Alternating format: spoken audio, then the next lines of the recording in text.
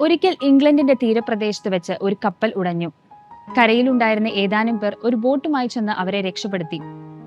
എന്നാൽ അവർ തിരികെ വന്നപ്പോൾ ഒരുവൻ മാത്രം കപ്പലിന്റെ പാമരത്തിൽ തൂങ്ങിപ്പിടിച്ചു കിടക്കുന്നതായി അവർ ശ്രദ്ധിക്കുന്നു. തൽക്ഷണം ധീരനായ ജോൺ ഹോൾഡൻ എന്ന വ്യക്തിയും അയാളുടെ മറ്റ് 4 സുഹൃത്തുക്കളും ചേർന്ന് ആ മനുഷ്യനെ രക്ഷിക്കുവാനായി പുറപ്പെട്ടു.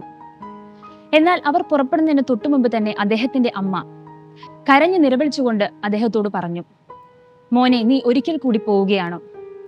നിന്റെ പിതാവാണെങ്കിൽ വർഷങ്ങൾക്ക് മുമ്പ് സമുദ്രത്തിൽ വെച്ച് മരിച്ചു.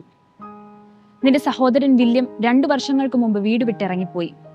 എവിടെ പോയതെന്നറിയില്ല. മരിച്ചു പോയതായിരിക്കാം. ഇനി നിനക്ക് കൂടി എന്തെങ്കിലും ആപത്ത് സംഭവിച്ചാൽ അമ്മ ഇനി എന്തിനു ജീവിച്ചിരിക്കുന്നു?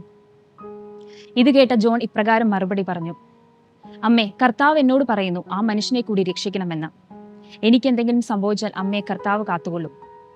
അങ്ങനെ ആ മനുഷ്യനെ രക്ഷിക്കുവാനായി അവർ പുറപ്പെട്ടു. കുറച്ചു സമയത്തിന് ശേഷം അവർ തിരികെ വന്നു.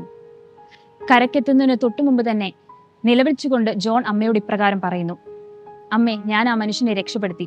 അയാൾ മറ്റാരുമല്ല, നമ്മുടെ വില്യം തന്നെയാണ്. ആ സമയത്ത് അമ്മയുടെ മുഖത്തെ സന്തോഷം അവർണ്ണനീയമായിരുന്നു. ഉൽപ്പത്തി പുസ്തകം 4-ാം അധ്യായം 9-ാം വാക്യം. പിന്നെ യഹോവ കായേനോട്, നിന്റെ അനുജൻ ഹാബേൽ എവിടെയെന്ന ചോദ്യത്തിന്, ഞാൻ അറിയുന്നില്ല, ഞാൻ എന്റെ അനുജന്റെ കാവൽക്കാരനോ എന്ന് പറയുന്നു.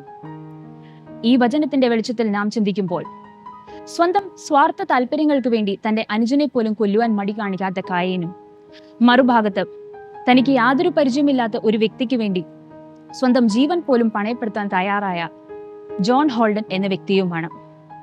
ഈ നോമ്പുകാലത്ത് നമുക്കും ജോൺ ഹോൾഡനെ പോലെ ആകുവാൻ പരിശ്രമിക്കാം. മറ്റുള്ളവരുടെ ജീവിതത്തിൽ പ്രകാശം പകർത്തുവാൻ ശ്രമിക്കുമ്പോൾ ദൈവം നമ്മുടെ ജീവിതത്തിൽ അത്ഭുതങ്ങൾ പ്രവർത്തിപ്പിക്കും.